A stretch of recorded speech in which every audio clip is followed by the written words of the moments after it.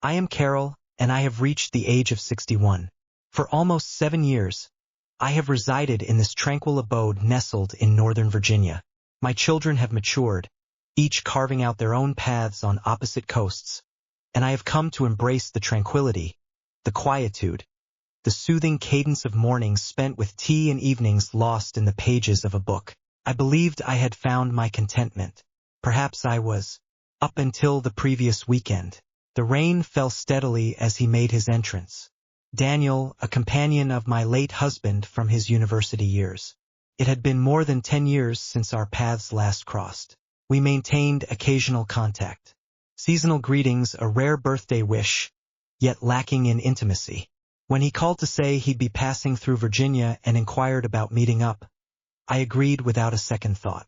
I suggested we meet at a nearby coffee shop, but he caught me off guard by asking if he could spend the night instead. He said it all. The nearby hotels were fully booked because of a wine festival.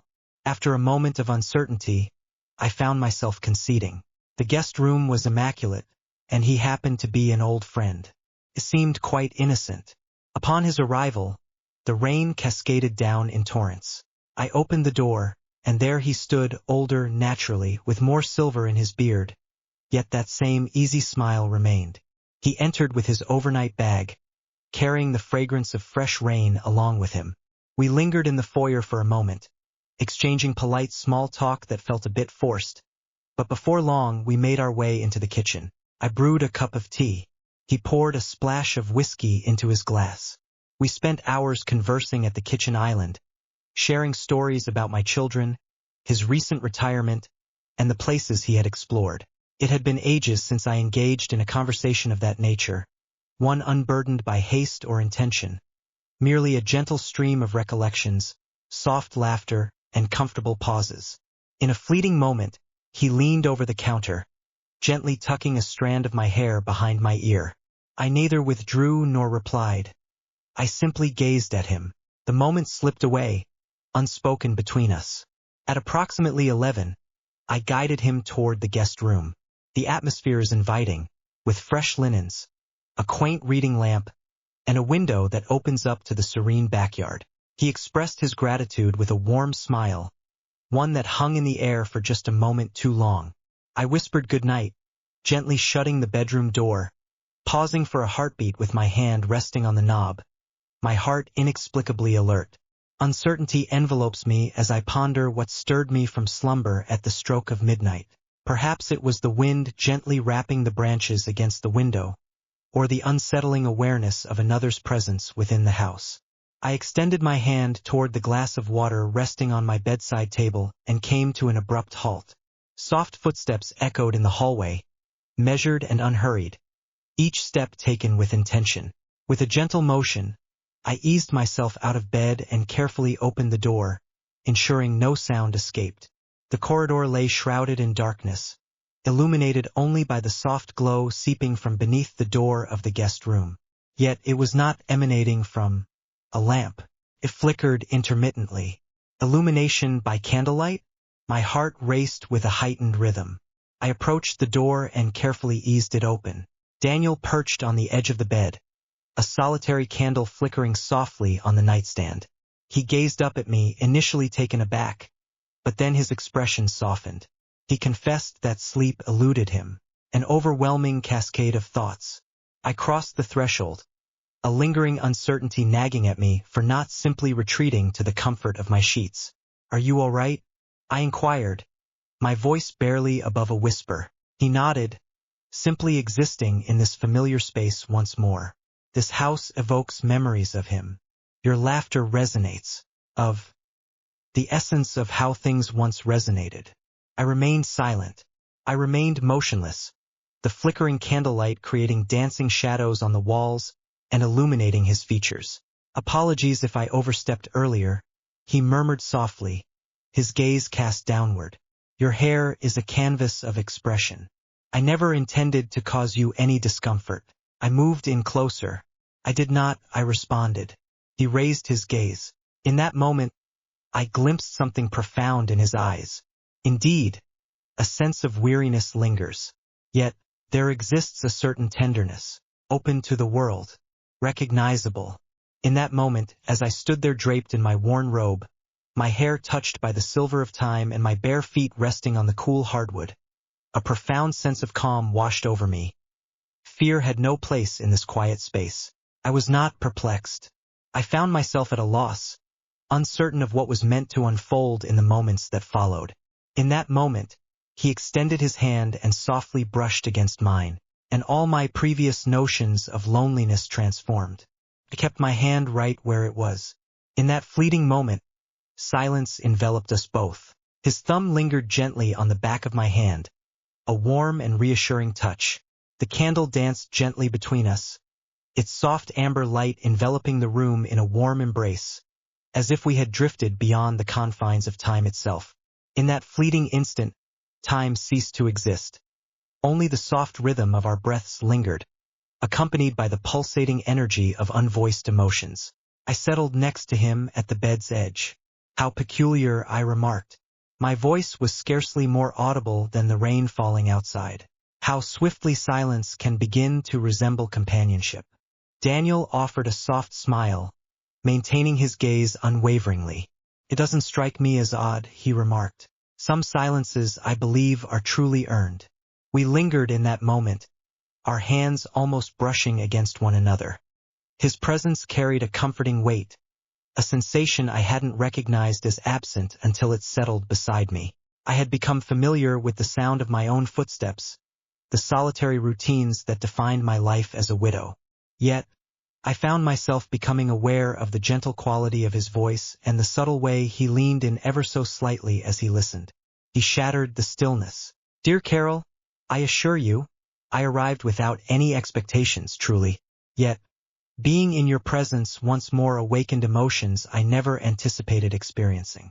I released a slow breath, caught in a haze of uncertainty about my emotions. My gaze fell upon our hands, intertwined and unyielding. I find myself equally uncertain about my expectations. Yet, this experience, whatever it may be, does not evoke a sense of wrongness. He inclined his head in acknowledgement. Indeed, it does not. Our lips never met. We remained utterly still. Nearer. Rather, we engaged in conversation. For an eternity.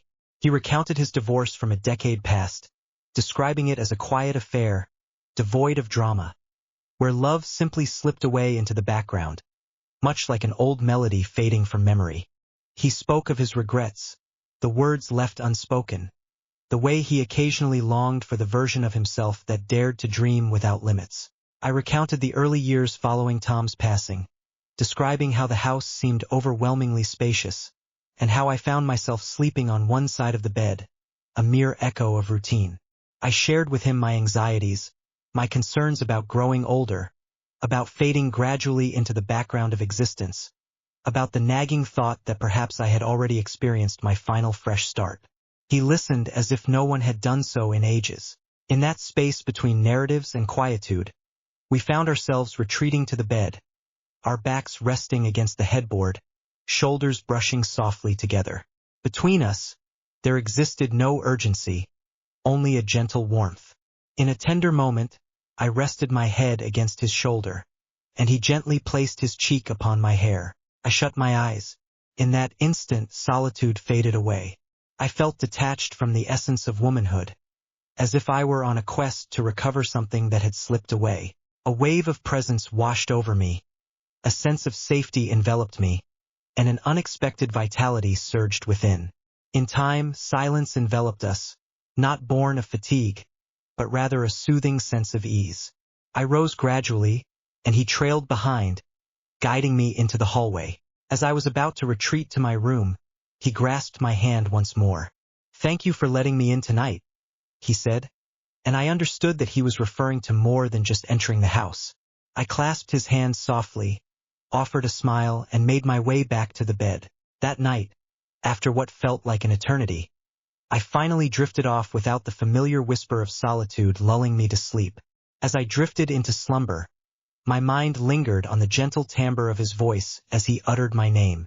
The following morning, sunlight streamed softly through the kitchen window, casting a warm glow on the countertop where 2 mugs lingered, still drying from the previous night. I lingered by the stove, anticipating the kettle's whistle, enveloped in a cozy sweater and my own reflections. The stillness of the morning carried a new weight, infused with anticipation rather than solitude. Daniel entered the room, his hair still glistening with moisture from the shower, clad in a modest gray t-shirt and well-worn jeans. In the gentle glow of the soft light, he appeared somehow more youthful, or perhaps it was simply the way his smile blossomed when our gazes intertwined. "It smells like coffee," he murmured, his voice gravelly with the remnants of slumber. "Tea," I replied, as I poured hot water into 2 mugs. "But I can brew something else if you'd prefer." He lowered his head and took a seat at the kitchen table. "Tea is simply exquisite." A moment of stillness lingered, yet it held no discomfort. Both of us were lost in thoughts of the previous night, yet silence enveloped the moment as neither dared to speak. The recollection of the softly illuminated chamber hung in the air, silent yet profoundly grasped by both of us. I settled into my seat opposite him, gently holding my mug in my hands. "Were you able to find any rest?" I inquired gently. He offered a faint smile, yet I found no discomfort in my wakefulness. I kept that thought to myself, though it lingered in my mind. The morning unfolded as if the night had been but a fleeting dream, filled with conversations about music, the birds flitting through the backyard, and the nostalgic echoes of an old movie we both cherished. Yet beneath it all, a gentle warmth lingered in the manner of our exchanges. Each glance carried a deeper significance. Each word seemed to carry an added significance. At midday, he extended his hand to assist in tidying up the garden patio. A reason, maybe, to linger just a bit more. I agreed. For an hour, we swept leaves, scrubbed the glass table, and shared laughter over a persistent wasp that seemed determined to bother Daniel. At one moment, I found myself observing him. His movements were fluid, each step deliberate. He lingered to appreciate a blossom, and a smile graced his lips when he believed I was unseen. Then he lifted his gaze and found me watching. "Carol," he said, wiping his hands on his jeans, "I have a question for you." A chill coursed through me. My heart began to pound fiercely within my chest. "Would it seem odd," he pressed on, "if I confessed that I'm not quite ready to depart just now?" I paused, studying him intently before I replied. "No, Irraplia." "It would be quite ordinary." He moved in closer, with a deliberate slowness and a sense of reverence, extending his hand toward mine once more.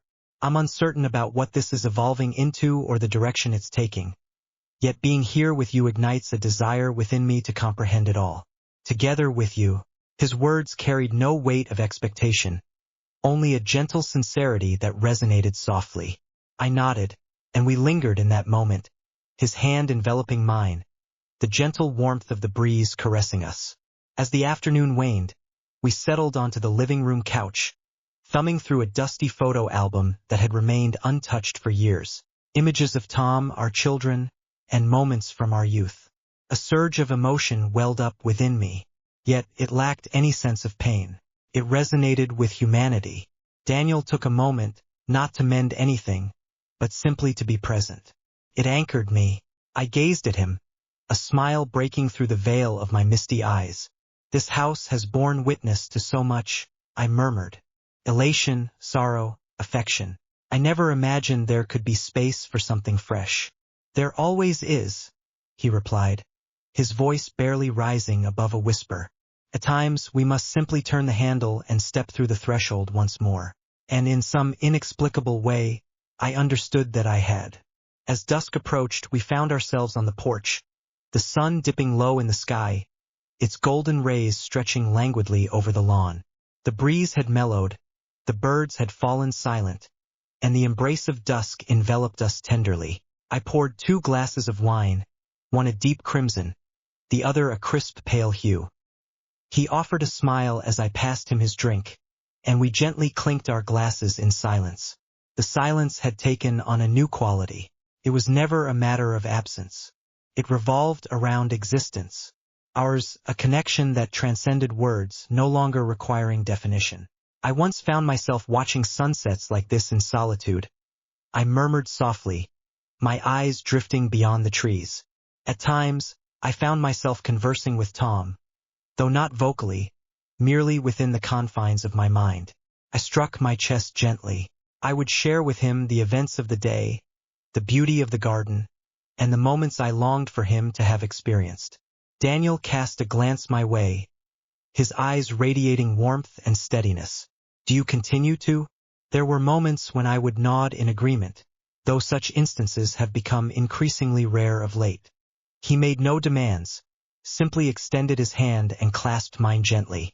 I don't want to rush anything, he said after a moment, and I don't expect answers immediately. However, I must convey that in the last 2 days, I have experienced a sense of authenticity that I haven't felt in years. I glanced at him, probing his expression for any sign of uncertainty, any flicker of doubt. I discovered nothing. You don't make me feel younger, Daniel, I remarked, a faint smile playing on my lips. Your presence brings a sense of authenticity to my life, a feeling I hadn't recognized I was longing for. He leaned in deliberately, offering me every opportunity to retreat. I did not. Our lips met softly, devoid of haste or spectacle. Simply a warm, sincere bond that unfolded into something subtly exquisite. It wasn't a kiss that vowed eternity. It was one that whispered, I recognize you. I have arrived. As we separated, he gently pressed his forehead to mine, and a soft laugh escaped us both.